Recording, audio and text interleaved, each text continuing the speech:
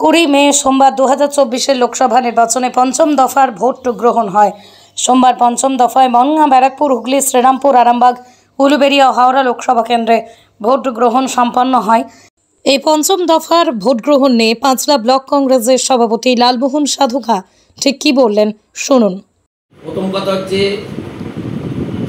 যারা মারা গেছে বা যারা বিয়ে হয়ে অন্য জায়গায় চলে গেছে বা এখানে যারা বসবাস করেন, হয়তো কোনো দিল্লি ফিল্লি থাকে, তাদের নামটা রয়ে গেছে কিন্তু তারা আদৌ থাকে, সেই সবগুলোকে তালিকা করে এবং সেইগুলোকে নিয়ে ওই ভোটার লিস্ট থেকে তাদের নামগুলো কেটে বাদ দিতে হবে আগামী দিনে। কারণ আমরা দেখলাম অনেক ক্যান্সেল হয়েছে, রিজেক্ট হয়েছে ভোটার লিস্টে, কিন্তু তারাও দেখতে দু একটা এসছে, তারা আসছে কোথা থেকে, কীভাবে।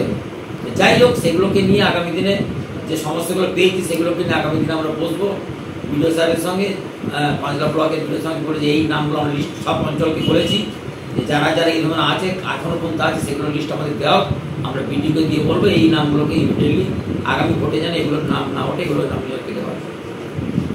আমরা তো ক্ষুদ্র মানে একটা ব্লকের সব দিদি তো নিজে বলছেন ইন্ডিয়া জোট আসছে, এখানে তো নতুন করে বলার কিছু নেই। আর এতদিন ইন্ডিয়া জোট নিয়ে কোনো খবর ছিল না।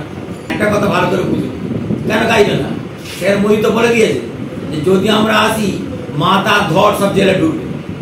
একদিন তো হাত পা ঢুকেছে, এবার মাথা ঝড় জেলে ঢুকবে।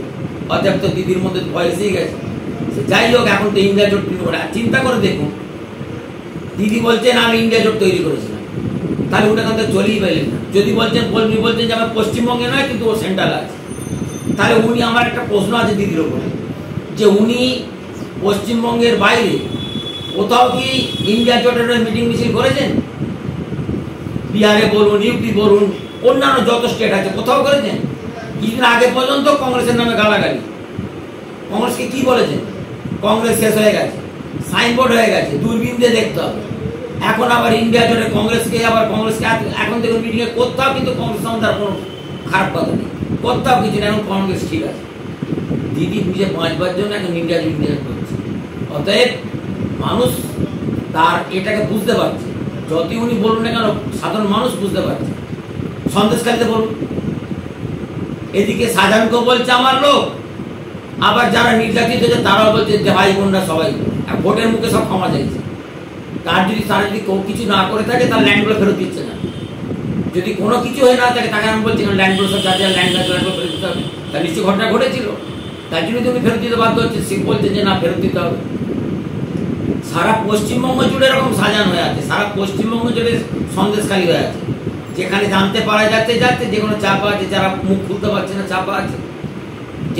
যেদিন খুলে যাবে সেদিন কিন্তু সারা পশ্চিমবঙ্গ জুড়ে যেমন মানে আওয়াজ উঠবে, সেদিন কিন্তু সমস্ত ব্যাপারটা জানা যাবে সারা পশ্চিমবঙ্গ ধরে কী তাণ্ডব তৃণমূল করে গেছে।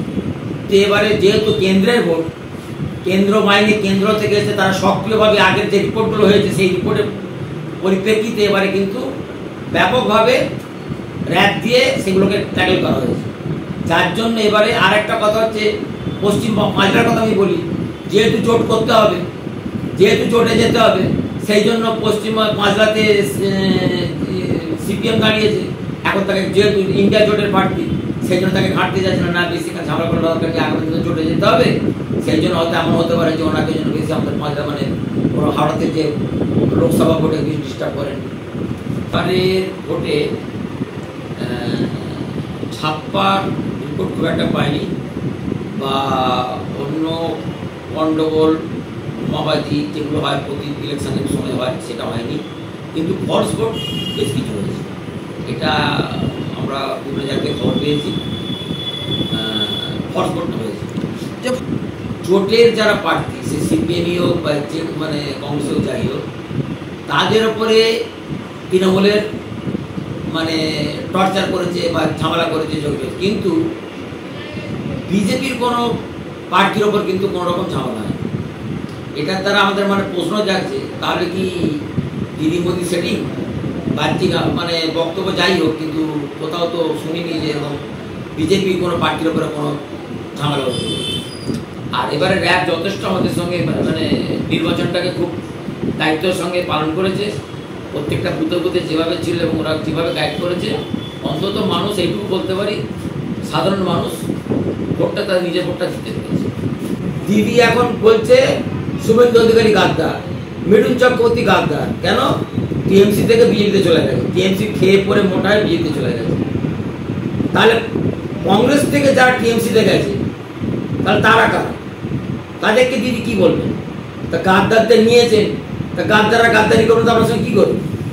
আপনি তো বেঁচে কংগ্রেস থেকে টিএমসিতে নিয়েছেন, তারা গাদ্দারি করেছে কংগ্রেস সঙ্গে।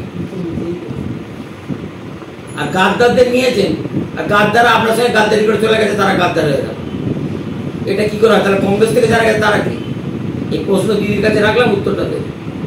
আমার নাম Lalmohan Sadka, Malda block president. Bureau report, আমার কলম।